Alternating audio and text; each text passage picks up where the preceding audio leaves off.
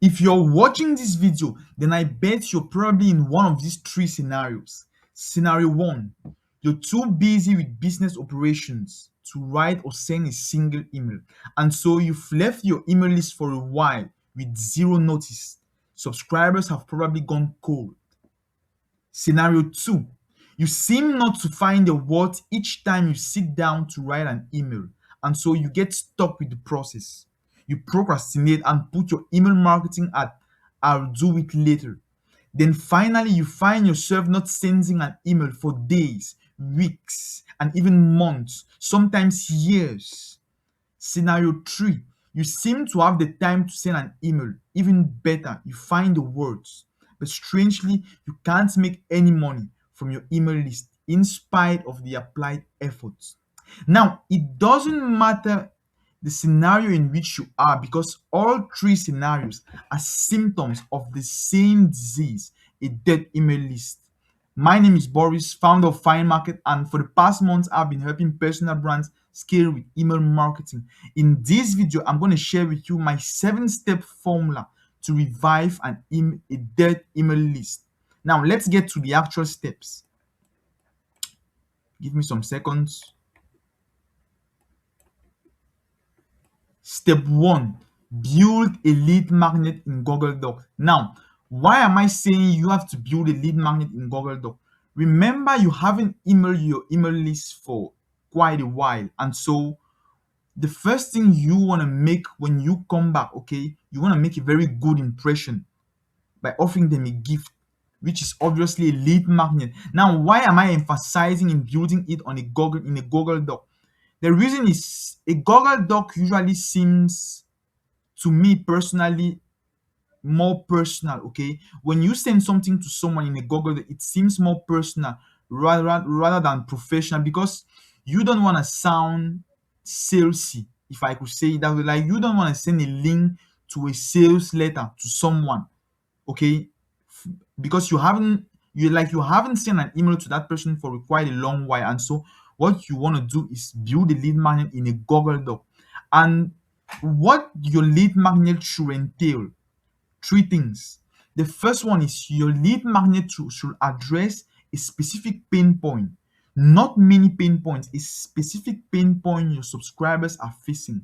Okay, and what you want to include is a solution to that pain point, like a very brief solution. Because the second thing is you need to make your lead magnet very short. Okay, because you don't want to write a book. People are lazy, and so very few are going to read a 5-page Google Doc. And if you have to exceed a one pager, okay, I usually recommend you put a lot of space within text if you have to exceed. But usually what I recommend is a one page, and make it one page, very brief. Okay, and the next thing is at the end of your Google Doc or at the end of your lead magnet, you want to include what I call a CTA, a call to action. Now, let's say you are an online coach, right? What you want to include is maybe a link to a booking call, okay, or to a free audit call or something like that, like a link to a sales call, basically. Okay, and so yeah, that's because obviously you're selling like a one-on-one coaching program. Okay, so what you want to include is a CTA to a booking page. So that's basically what step 1 is all about, building a lead magnet in the Google. Now let's get to step 2. Step 2 is segment your most engaged subscribers. Now, again, you haven't emailed your list for a while, right? And so you don't want to start blasting emails to a bunch of people or to a lot of people on your email list. Why? Because you might get flagged by spam filters, and so you might land in users' spam folders, which might tank your durability in the long run. And what you want to do in order to bypass this is to segment your list and get only your most engaged subscribers. Okay, like, what do I mean by your most engaged subscribers? You will base first of all, you will base yourself on past data, and you will figure out the subscribers who have interacted the most, okay, with your emails in the past, like who have opened the most your emails, who have replied the most, who have clicked on links the most. That's what I mean by your most engaging subscribers. And it's from that segment where you want to start reviving your email list. You don't want to you don't want to revive the full email list directly. You want to start with your most engaging subscribers first, okay? Before you like move to the full list. So that's what you want to do in step 2. Now, let's get to step 3. Step 3, craft a first revival email in bracket an interest inquiry. Now, what do I mean by this? Is what you want to do in step 3, right? Is you will craft in an email where in which you are basically asking subscribers if they are still interested in getting in receiving your future emails, because remember you haven't emailed them for a while, and so some of the problems they were facing in the past when they were subscribing to your email list, they might not be facing the same problems right now, because maybe someone else has solved their problems, because remember you haven't emailed them for a while, right? And so that's what you want to do first. Like ask them if they are still interested in getting your emails or solving the problems they once faced in the past. Now, here is what your email could look like. Your email could look something like, "Hey John, it's been a long while. I haven't sent an email. Got so busy with business. So I'd love to know if you're still interested in hearing from me, or at least getting in better physical conditions." Now, what I included here is is the transformation you offer. Now, this is the case for a fitness coach, right? So what you want to include in bracket here is the transformation you offer. Now, reply yes if that's the case. As simple as it is. It's a simple inquiry, and what you want to do is you want to get them to reply to your email. And why do you want to get them to reply? Because you want to make sure you are sending your future emails to the right people, and equally you want to somehow boost your deliverability, because the more people reply, the more email service providers or email clients see you. They see, it sends positive signals to email service providers, and so the chances for them to land you in user spam folders are reduced when they see people are replying to your emails. Like, it means people actually want to get from you, and that's why you're basically asking people to reply if they are still interested in getting your emails. Okay, now after you've done that, don't send yet. That's what I want. Like, simply craft the email first. You're not sending anything. We want to get to step 4 first before we send the email. Now, let's get to step 4. Step 4 is basically about setting the automations. Now, what do I mean by setting the automations? In step 4, you will have to set 2 automations before sending the email we just crafted.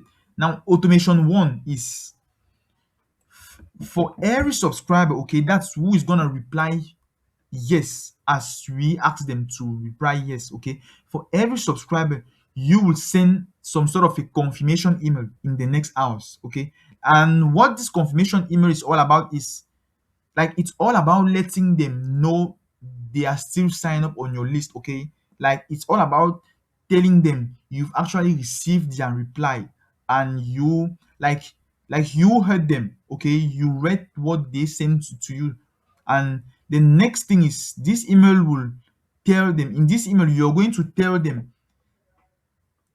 about the value, okay, the value you're going to send them in the next day, because and this value you're talking about here is your lead magnet.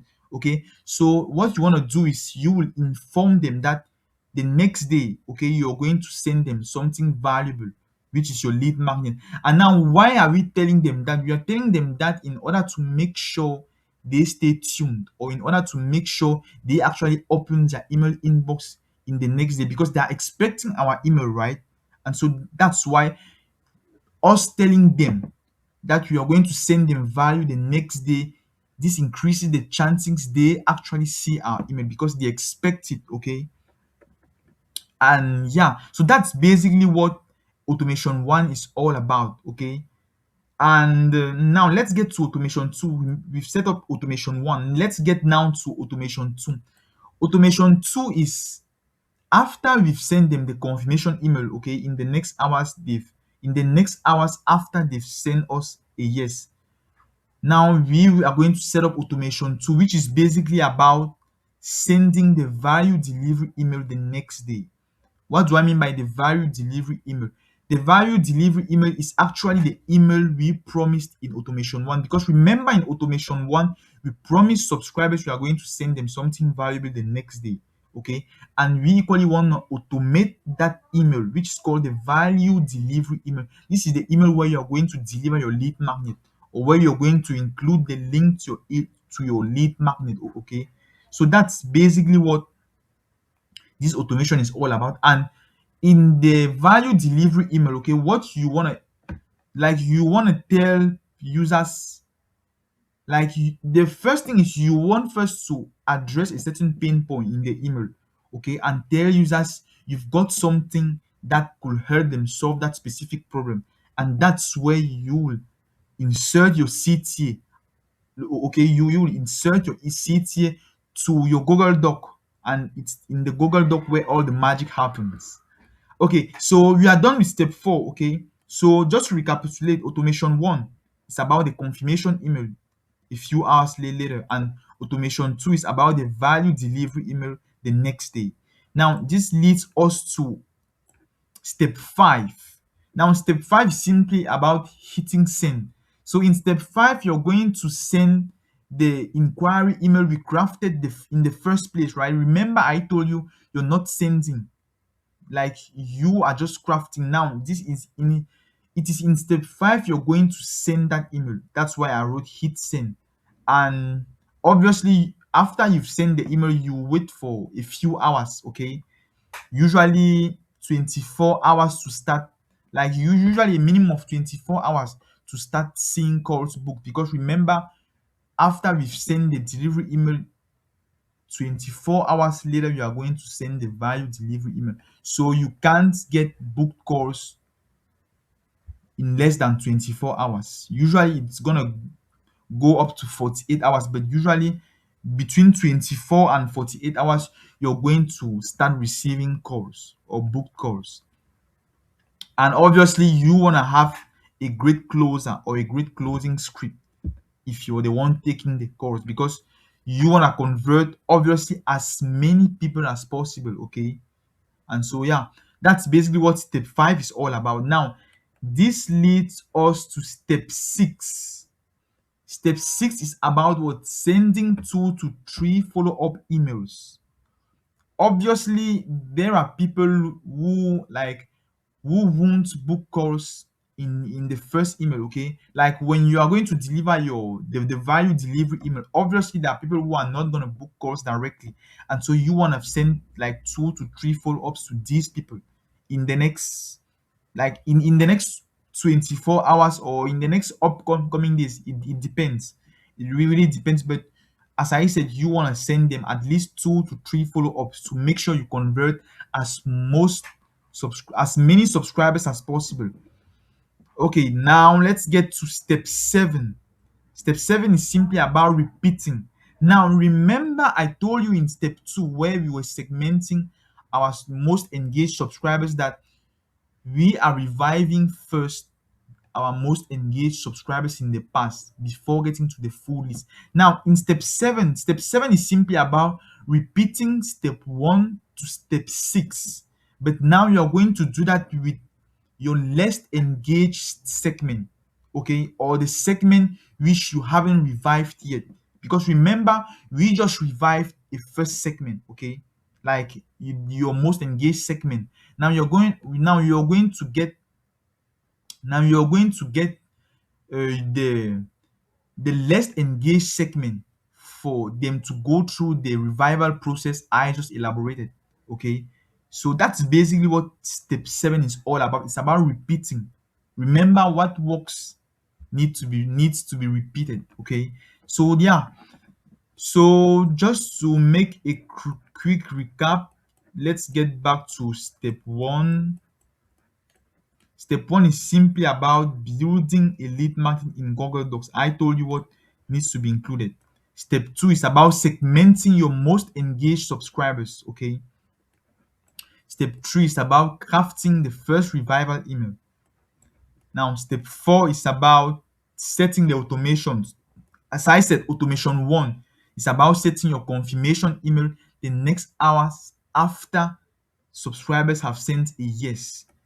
And automation 2 is about setting up your value delivery email 24 hours later after you have sent what your confirmation email. Now let's get step 5 is about hitting send. That is sending your how do they call that again? It's about sending your revival email. Okay, the first revival email we crafted. And step 6 is about following up in the upcoming days. And step 7 is about repeating. So that's basically how you revive a dead email list. And I can guarantee you are not going to make less than 10K from this revival process, mm, provided you sell up, of course, a high ticket offer, like usually from 2K to 5K. Okay, usually from 2K to 5K. You can't make less than 10K when this is done right. You can't make less than 10K. Now, yeah, so that's basically what the revival process is all about. Now, to thank you for making it so far to this video, I am offering you a free audit call where you and I are going to go through your entire email marketing system to figure out the different bottlenecks and like the different problems that might be preventing you from reaching your email marketing goals. And from there, I'm going to hand you a free game plan where like that will like tell you what to do next in order to reach or to make it to the next level. So yeah, so if you're interested in the free audit call, and again, it's a no commitment call. It's like it's completely free. If you're interested, the link is in the description. See you in the next video.